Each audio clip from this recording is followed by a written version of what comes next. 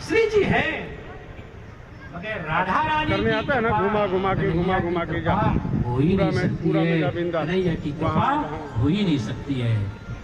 आइए, काफी देर से आप लोग अध्यात्म का चिंतन कर रहे हैं, करें कि नहीं? बोले कि गुरु जी आज अध्यात्म में ही डुबा दिए आप। तो प्रेम से बोलो राधे राधे राधे।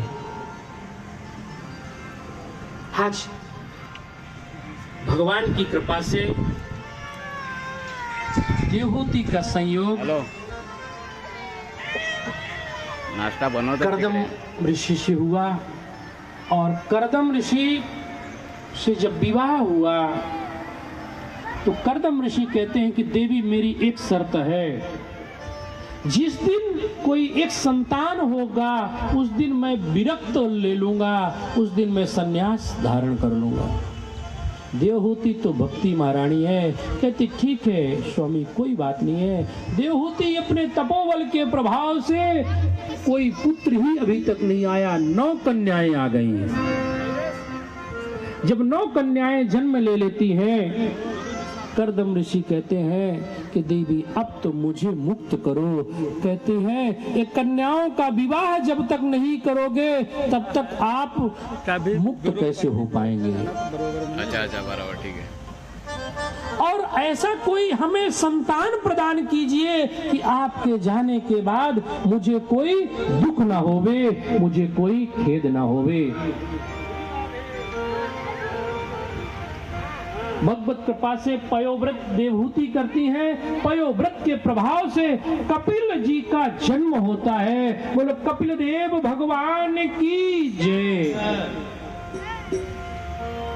ब्रह्मा जी की प्रेरणा से 9 कन्याओं को करदम ऋषि 9 ऋषियों को प्रदान कर देते हैं। ऋषि 10 थे। नारद जी कहते हैं कि पिताजी मैं तो विवाह नहीं करूंगा, मैं तो विवाह नहीं करूंगा। ब्रह्मा जी कहते हैं बेटा तुम्हारा जय जयकार हो, तुम्हारे मनोरथ पूर्ण होवे। इस तरह से 9 कन्याओं को 9 ऋषियों को करदम ऋषि सौंप देते हैं। कला नाम की कन्या मरीचि को ब्याही गई, अनुसुईया अत्रि को, श्रद्धा अंगिरा को, हविर्भु पुलस्त को, सरयाति पुलह को। इस तरह से सभी कन्याओं को सभी ऋषियों को के साथ विवाह करके बहुत सारा दहेज दे करके करदम ऋषि विदा करते हैं। बहुत दिन व्यतीत हो गए। करदम ऋषि वनांतर की ओर चले जाते हैं। एक दिन देवहूति माता अपने पुत्र के सामने आती हैं और कहती हैं पुत्र मैं इन इंद्रियों को तृप्त करते करते थक चुकी हूँ, मैं घोर अंधकार की ओर जा रही हूँ। कुछ ऐसा ज्ञान दिव्य ज्ञान प्रदान कीजिए जिसके द्वारा मेरी मुक्ति हो सके, मुझे भगवत प्राप्ति हो सके। कपिल मुनि कहते हैं कि माता वहाँ जा, मुक्ति दुर्लभ नहीं है, मोक्ष दुर्लभ है। खाली चीज मत दिखा। हाँ जा वहाँ घूम के देखो। आगे तो हर व्यक्ति बढ़ना चाहता है। जैसे एक नाव है और नाव में सब कुछ है, अग्निबोट है उसमें सब कुछ है, लेकिन नाव आगे नहीं बढ़ रही है, एक रस्सी से बंधी हुई है। पायलट तैयार है, नाव आगे नहीं बढ़ रही है। बार बार पायलट सीटी बजाता है, नाव को आगे बढ़ाओ, नाव को आगे बढ़ाओ, फिर भी नाव आगे नहीं बढ़ती। एक छोटी सी बुढ़िया माँ बैठी है और कहती है इस रस्सी को तो काटो तब नाव आगे बढ़ेगी। जैसे रस्सी को काटते हैं नाव अग्निबोट आगे बढ़ जाती है, बस उसी प्रकार हर एक जीवात्मा, हर एक व्यक्ति, हर एक भक्त आगे बढ़ना तो चाहता है, लेकिन अहमता और ममता रूपी जो रस्सी बंधी हुई है, जब तक उस रस्सी को नहीं काटोगे तब तक आपकी जो जहाज है, जो नाव है, वो नाव आगे बढ़ने वाली नहीं है। इसलिए माता आगे तो हर व्यक्ति बढ़ना चाहता है, लेकिन जो अहमता और ममता रूपी ग्रंथि है, वह ग्रंथि को जब जीव काट देता है ज्ञान के द्वारा, वह जीव मुक्त हो जाता है। इस तरह से कपिल देव जी देवहूति को अष्टांग योग का वर्णन करते हैं, सांख्य शास्त्र का वर्णन करते हैं, और सांख्य शास्त्र के वर्णन करके देवहूति तप करने बैठ गई।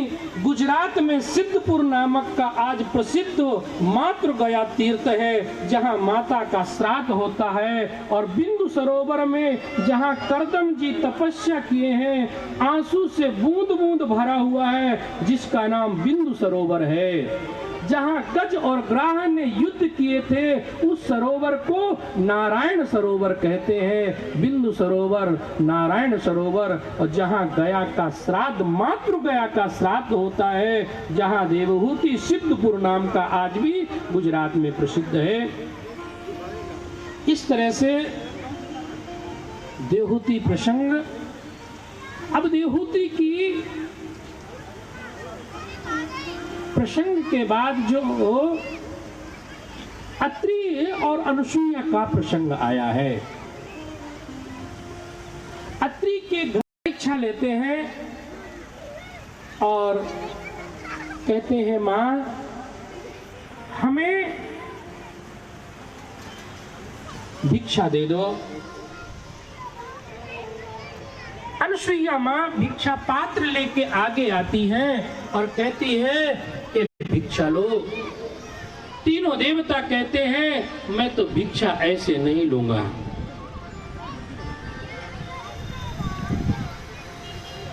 मुझे बिना वस्त्र के होकर के और आप अपने स्तनों को पान कराओ। अनुसुईया परम साध्वी और तपस्वी थी। अनुसुईया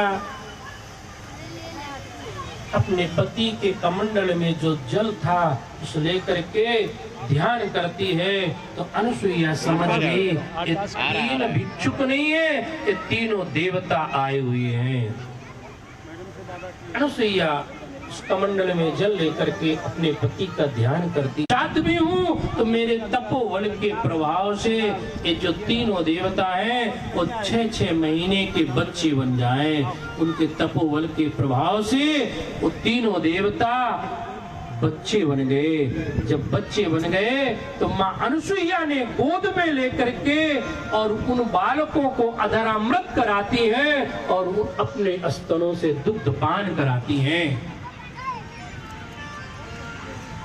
आइए झांकी का हम लोग दर्शन करते हैं।